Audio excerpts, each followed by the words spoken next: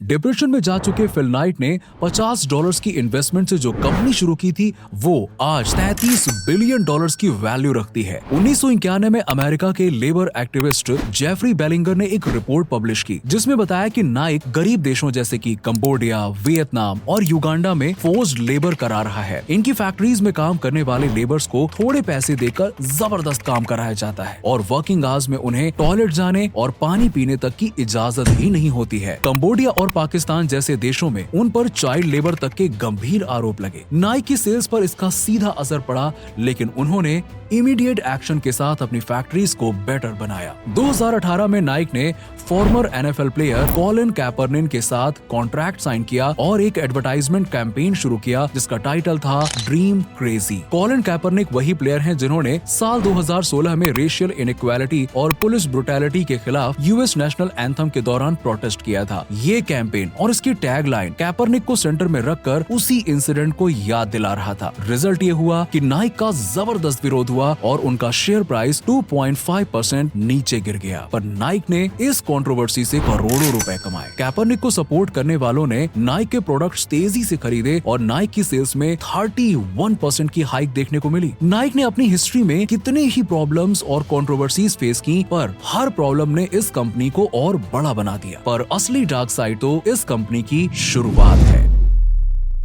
University of Oregon में पढ़ने वाले फिल नाइट हमेशा से एक एथलीट बनना चाहते थे और यहीं पर उनकी मुलाकात होती है उस समय के जाने माने track and field coach Bill Bowerman से। अपनी यूनिवर्सिटी में फिल को बावरमन से रनिंग सीखने और उनके साथ समय बिताने का मौका मिलता है और उनकी बॉन्डिंग दोस्ती में बदल जाती है। 1959 में अपनी ग्रेजुएशन कंप्लीट करने के बाद 24 साल के फिल नाइट समझ चुके थे कि उनकी कैपेबिलिटीज उन्हें एक एथलीट बनने की इजाजत नहीं देती, तो आखिर जिंदगी में वो क्या करने वाले थे। ये आइडिया उन्हें आया स्टैनफोर्ड यूनिवर्सिटी में पढ़ते हुए एक बिजनेस असाइनमेंट बनाने के समय। फिल ने अमेरिकन शू मार्केट को गहराई से स्टडी किया और पाया कि अमेरिकन शू मार्केट को एडिडास और प्यूमा ने कैप्चर किया हुआ है, पर यहाँ इनोवेशन की कमी है। वहीं दूसरी ओर जापानीज कंपनीज एथलीट्स को ध्यान में रखते हुए लाइट वेट शूज बना रही हैं और जापान में मैन्युफैक्चरिंग भी काफी सस्ती है। फिल जापान से शूज को इम्पोर्ट करके अमेरिकन मार्केट में बेचना चाहते थे, पर उनके आइडिया का सभी मजाक बनाते और कोई उनका साथ नहीं देता। 1962 में 27 साल के फिल अपने पेरेंट्स के साथ रहते थे और खुद को अनसक्सेसफुल मानकर गहरे डिप्रेशन में जा चुके थे। तब फिल तय करते हैं कि वो अकेले ही अपने बिजनेस आइडिया को सच करके दिखाएंगे।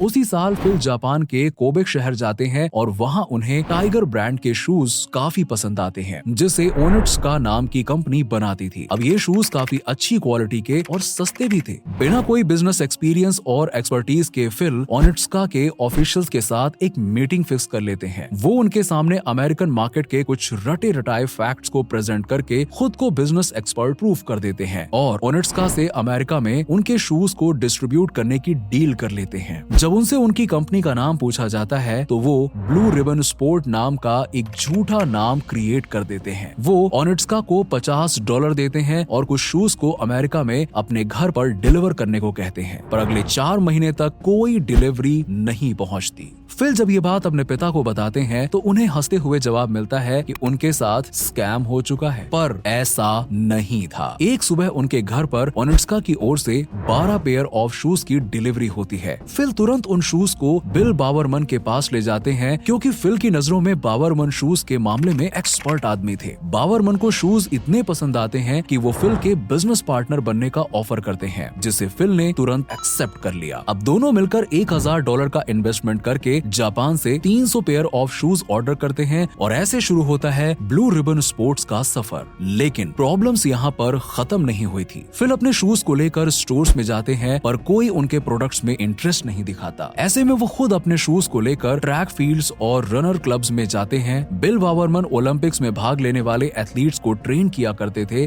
और इसीलिए उनका नाम पूरे अमेरिका में पत्थर की लकीर था। टाइगर शूज की क्वालिटी और बावरमन का नाम काम कर गया और फिल ने महज महज 3 महीने में 300 पेयर ऑफ शूज बेच दिए। अब उस साल उन्होंने $8,000 का बिजनेस कर लिया था। 1966 तक उन्होंने अपना खुद का ऑफिस भी खोल लिया। बावरमन ओनिट्स्का को अपने शूज में कुछ मॉडिफिकेशन भी सजेस्ट किया करते थे, जिससे वो अपने प्रोडक्ट्स को बेस्ट बना सकें, और इससे ओनिट्स्का एक नया ब्रांड खड़ा करती है जिसका नाम होता है कोर्टेज। पर फिल और बावरमन को अंदाजा भी नहीं था कि ओनिट्स्का ऑफिशियल्स के दिमाग में कुछ अलग ही चल रहा था। दरअसल अभी तक फिल की कंपनी सिर्फ अमेरिका के वेस्ट साइड में बिजनेस किया करती थी, पर ओनिट्स्का ईस्ट साइड में भी अपने शूज को बेचना चाहती थी। फिल ओनिट्स्का के ऑफिशियल्स को विश्वास दिलाते हैं कि उनके ऑफिसेस अमेरिका के ईस्ट साइड में भी मौजूद हैं, पर ऐसा कुछ भी नहीं था। ब्लू रिबन स्पोर्ट्स की नाव डूबने वाली थी, तभी उनके एक एम्प्लॉय वॉब वुडल के पेरेंट्स फिल को $8,000 की फंडिंग देते हैं और वो अपना बिजनेस ईस्ट साइड में फैला देते हैं। कॉर्टेज शूज अमेरिका में तेजी से पॉपुलर हो रहे थे, पर ओनिट्स्का उनकी डिलीवरी में लगातार देरी कर रही थी। तभी फिल को पता चला कि ओनिट्स्का उन्हें धोखा देकर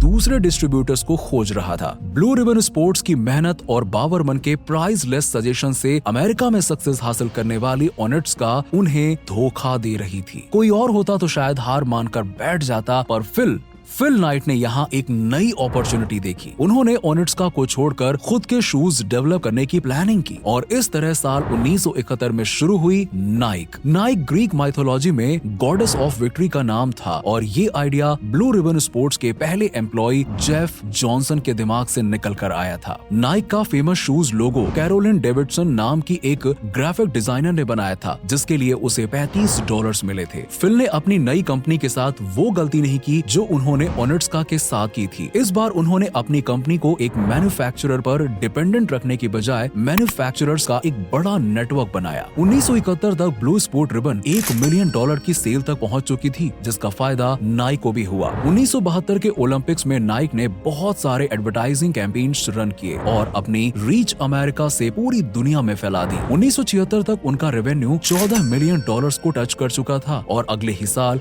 ये $28 मिलियन का हो गया। फिल कंपनी के सारे प्रॉफिट्स को यूज करके इसको तेजी से एक्सपैंड कर रहे थे, पर उनके कॉम्पिटिटर्स भी इसी चीज पर नजर गड़ाए हुए थे।